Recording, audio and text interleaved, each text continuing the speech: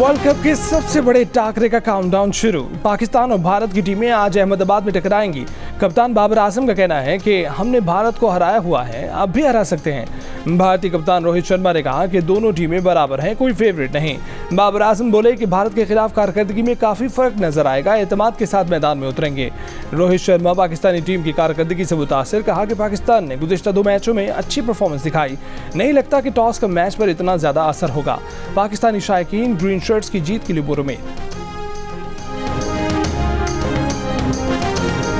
एक टाकरा आज मैदान में होगा। 2 जुमे को टीवी स्क्रीन पर हुए जियो न्यूज और एबीपी के पहले टाकरे में साबिक भारतीय कप्तान कपिल देव ने कहा कि पहली बार ये सुनकर अच्छा लग रहा है कि पाकिस्तान की बैटिंग लाइन मैच जितवा सकती है। फास्ट बॉलर मोहम्मद आमिर बोले कि शाहीन अफरीदी ने शुरू में आउट कर दिए तो पाकिस्तान को फायदा मिलेगा। अगर रोहित शर्मा विकेट पर ठहर गए तो खतरनाक होंगे। पिच के मामले पर अब्दुल रज़ाक और भारत के अतुल वासिन में भी नोकझोंक। भारतीय चैनल आज तक से टाकरे में साबिक भारतीय कप्तान सुनील गावस्कर बोले कि अगर भारतीय टीम ने 3 स्पिनर खिलाए तो पाकिस्तान के लिए मुश्किल हो सकती है। इमाद वसीम ने कहा कि बाबर आजम कमबैक की सलाहियत रखते हैं। सुरेश रायना बोले कि इफ्तिखार अहमद इस मैदान पर अहम खिलाड़ी साबित हो सकते हैं। अब्दुल रज़ाक ने कहा कि जो टीम प्रेशर से एंजॉय करती है उसकी परफॉर्मेंस अच्छी होती है। मैच की लम्हा ब लम्हा सूरत हाल से आगाह करने के लिए जियो न्यूज़ की टीम अहमदाबाद पहुँच गई। आईसीसी क्रिकेट वर्ल्ड कप का सबसे बड़ा मैच पाकिस्तान का मुकाबला भारत, और उसकी कवरेज के लिए पाकिस्तान के सबसे बड़े चैनल की सबसे बड़ी टीम, ऑफ कोर्स अभी 2 लोग ही यहाँ पर मौजूद है, बट सबसे बड़ी कवरेज के लिए हम यहाँ मौजूद हैं। और केम छो मजा में है, यहाँ पे अहमदाबाद पहुंच गए हैं और जिस तरह हमने यहाँ की जर्नी की है, आउटस्टैंडिंग।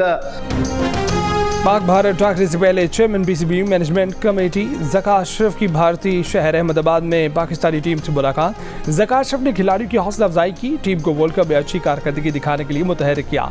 ज़का अशरफ का कहना था कि आप मुल्क के हीरोज़ हैं और पाकिस्तान में हर कोई आपके लिए दुआगो है। कप्तान बाबर आजम ने कहा कि सब खिलाड़ियों की तवज्जो वर्ल्ड कप में अच्छी कारकर्दगी दिखाने पर मरकूज है। इसराइल के ज़मीनी फ़ौज के टैंकों के साथ गजा में दाखिल हो गए। हमास का गजा छोड़ने की इसराइली धमकी कबूल करने से इनकार। अक़वाम मुत्तहिदा का भी इसराइल से अल्टीमेटम वापस लेने का मुतालबा।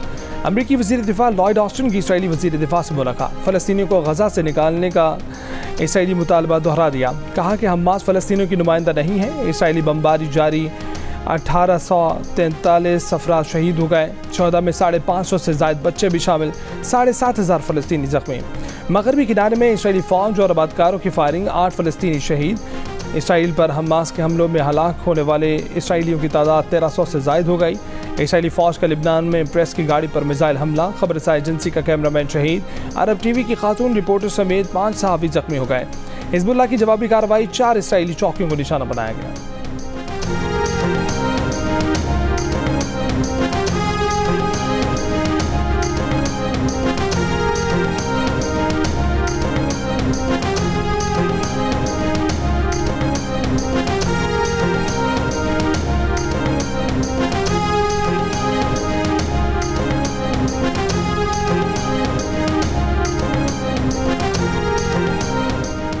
अमरीकी वज़ीर ख़ारजा एंटनी ब्लिंकन की कतर के वज़ीर आज़म से मुलाकात। कतरी वज़ीर आज़म ने खबरदार कर दिया कि इसराइल गजा कशीदगी का दायरा वसी होने के इंतहाई संगीन नताइज होंगे। अमरीकी वज़ीर ख़ारजा ने कहा कि हमास के कब्ज़े में यरगमाली की बाहिफाज़ रिहाई के लिए कतरी कोशिशों को सराहते हैं। आम शहरियों को बराह रास्त निशाना नहीं बनाना चाहिए। रूस के सदर व्लादिमीर पुतिन ने गजा के मुहासरे को नाकाबिल कबूल करार दे दिया। ईरानी वज़ीर ख़ारजा की लिबनान में हिज़्बुल्लाह के सरबराह हसन नसरुल्लाह से मुलाकात। हिज़्बुल्लाह ने हमास की हिमायत कर दी, कहा कि हमें जंग से दूर रखने की तलकीन का कोई असर नहीं होगा।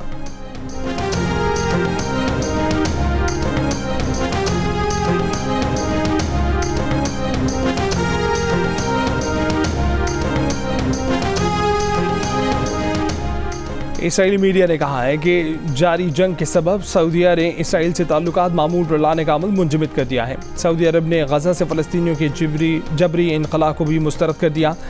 इसराइल की जानिब से सिविलियन आबादी को निशाना बनाने की मज़म्मत। सऊदी वज़ीर ख़ारजा फैसल बिन फरहान का बरतानवी हम मनसब और यूरोपीय यूनियन के अहदेदारों को फ़ोन, कहा कि गजा की नाकाबंदी ख़त्म और इमदादी अशिया की तरसील की इजाज़त दी जाए।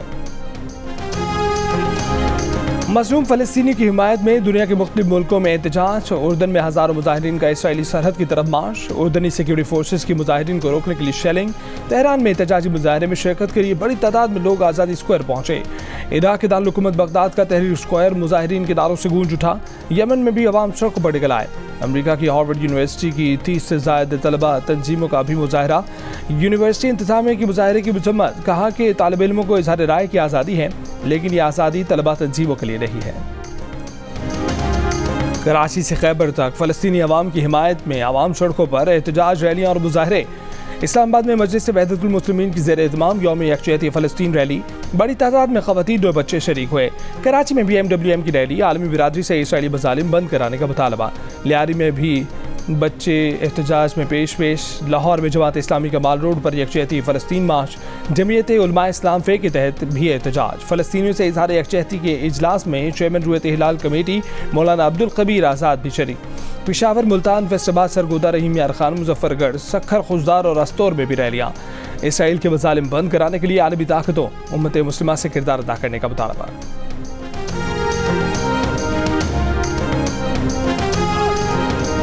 हमने रियासत बचाई और सियासत को नुकसान हुआ। रियासत बच गई, सियासत भी वापस आ जाएगी। रियासत को बचाते बचाते सियासत को नुकसान पहुंचा तो उसकी परवाह नहीं।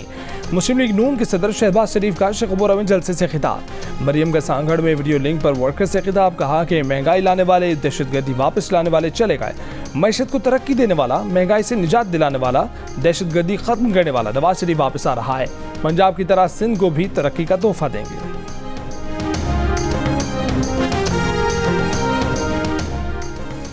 नवाज शरीफ अदालती फैसले के तहत गए हैं। जब वापस लौटेंगे, जैसे कानून कहेगा निगरान हुकूमत वो करेगी। निगरान वज़ीर आज़म अनवर काकड़ की गवर्नर हाउस पेशावर में ताजरों और मीडिया से गुफ्तगू। कहा कि हमारी पॉलिसी गैर कानूनी तौर पर मुकीम लोगों को वापस भेजने की है। अफगान महाजिरीन वापस जाएंगे, ये बदला लेने की कैफियत में नहीं भेज रहे। रियासत पाकिस्तान गलतम TDP के साथ 100 साल तक लड़ेगी। उनसे किसी किस्म के मुज़ाकरात नहीं होंगे। चौधरी परवेज इलाही का तहरीक इंसाफ का साथ ना छोड़ने का ऐलान। कहा कि वो 5 माह से PTI के लिए ही जेल इसीलिए काट रहे हैं। इलेक्शन की तारीख आने वाली है, फिर सूरत हाल बेहतर होगी। इलेक्शन आसमान पर नहीं होंगे। एक सवाल पर बोले कि प्रैक्टिस एंड प्रोसीजर एक्ट पर सुप्रीम कोर्ट का फैसला खुशाइंद है। फैसले के बाद देखते हैं कि नवाज शरीफ का क्या बयानिया। इलेक्शन एक्ट की तरमीम को इस फैसले के साथ नहीं लगा सकते। परवेज इलाही ने बताया कि जेल की ड्यूटी की वजह से उनकी तबीयत थोड़ी ख़राब हो गई थी। ज़ाती मुआलिज से इलाज की सहूलत नहीं दी जा रही।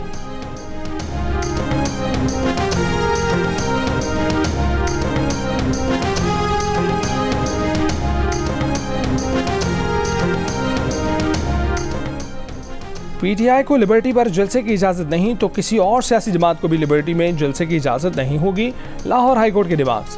लिबर्टी चौक पर जलसे की इजाज़त देने की दरख्वास्त पर समाअत। कहा कि मुतबादिल जगह पर भी सिक्योरिटी खदशात के बायस जलसे की इजाज़त नहीं तो कोई सियासी जमात जलसा नहीं करेगी। दरख्वास्त गुजार मुतबादिल जगह पर जलसे की दरख्वास्त देता है तो कानून के मुताबिक 72 घंटों में फैसला किया जाए। अदालत में DC लाहौर ने बताया कि 9 मई का वाक़या लिबर्टी चौक से शुरू हुआ था। वहाँ जलसे की इजाज़त नहीं दे सकते। PTI वकील को DC को नई दरख्वास्त देने की हिदायत।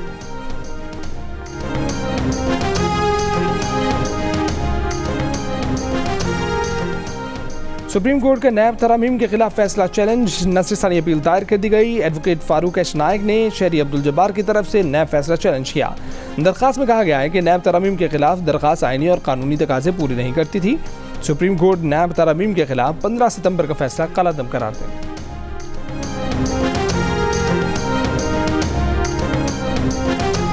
सुप्रीम कोर्ट ने कंटोनमेंट बोर्ड की तरफ से प्रोफेशनल टैक्स के नफाज को गैर आईनी करार दे दिया।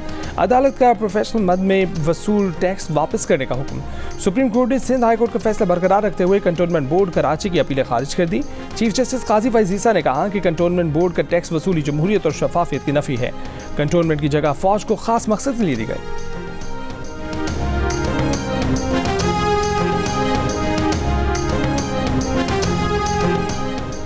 महकमा दाखिला सिंध ने असलहे की नुमाइश पर पाबंदी आयद कर दी। पाबंदी दफ़ा 144 के तहत और रेंजर्स की सिफारिश पर 3 माह के लिए लगाई गई है।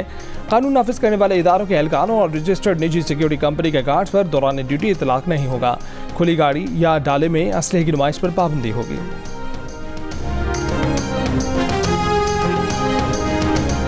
मस्जिदुल हराम में नमाज जुमा के मौके पर इसराइल के जुल्म का शिकार फ़लस्तीनियों के लिए दुआ। इमाम काबा दुआ कराते हुए आबदीदा हो गए। और क्रिकेट वर्ल्ड कप का सबसे बड़ा मैच पाकिस्तान बमुकाबला भारत, शायकीन पुरजोश, ग्रीन शर्ट्स जीत के लिए पुरअज़्म। टॉस से लेकर मैच के इख्तिताम तक देखिए पाकिस्तान के सबसे बड़े चैनल जियो न्यूज़ पर। सबसे बड़े पैनल और सबसे बड़ी रिपोर्टिंग टीम के साथ तजिए, तबसरे और अपडेट्स हफ्ते के पूरे दिन सिर्फ जियो न्यूज़ पर।